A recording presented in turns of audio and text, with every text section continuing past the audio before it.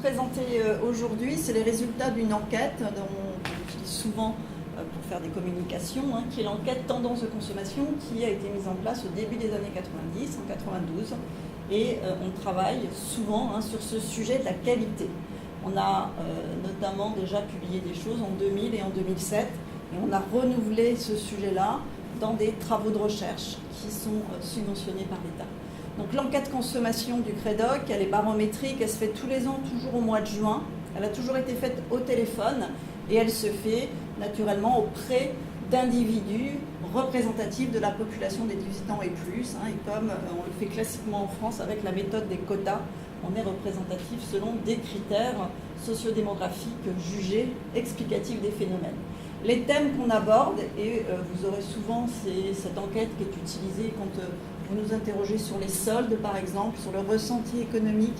On a aussi des questions sur les représentations de la consommation. On a beaucoup travaillé sur la consommation collaborative. On a fait des travaux sur ce sujet. Et donc on est souvent interviewé sur ce thème. Et puis les thèmes que je vais présenter aujourd'hui, à la fois des critères d'achat dans lesquels on a des questions sur des labels de qualité, mais aussi, on va le voir, sur l'hygiène et la sécurité. Et la perception de la qualité, c'est le thème qu'on vous présente aujourd'hui. Donc le premier point, avant de rentrer dans le cœur des résultats de l'étude, je voulais juste vous faire un petit point sur la conjoncture de la consommation, notamment puisqu'on compare ce qui avait été répondu aux questions en 2000 par rapport à 2015. Donc vous montrer que 2000, ça avait été une période euphorique. On espère qu'on va avoir le même effet que l'effet du mondial de foot en 98 cette année. Mais toujours est-il que les Français ont une tendance en termes de confiance, et ce qu'on voit ici sur la courbe de la confiance, c'est qu'ils peuvent aller avoir une émotion très forte collective très positive, ça a été le cas en 2000, et puis ça peut retomber très fortement par rapport aux Européens. On est toujours ou très haut par rapport aux autres ou très bas. Ce qu'on constate, c'est que ça s'améliore, la confiance des ménages est assez liée à l'évolution du nombre de chômeurs, et vous voyez que ici au dernier point, on revient à un niveau avant crise.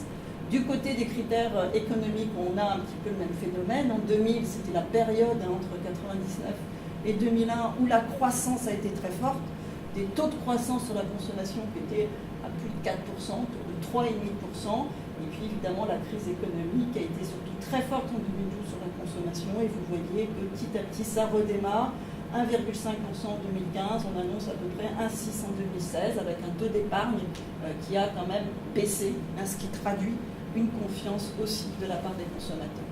Et puis la dernière chose, puisque je vais vous parler de la qualité qu'on va opposer au prix, et ce qu'on constate, c'est qu'on a en ce moment une stagnation de l'inflation. Ici c'est la consommation globale, alors qu'en 2000 on était plutôt sur une période où on avait eu avant, notamment ici sur l'alimentation, avant le passage à l'euro, plutôt une inflation assez forte, donc la période est assez différente.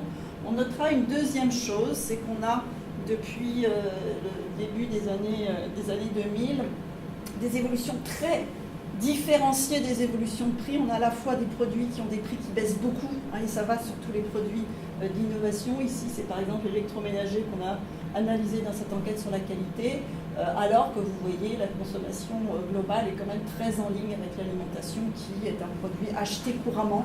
Et donc souvent, ce qu'on perçoit en termes de prix, c'est bien toute cette évolution de l'alimentation.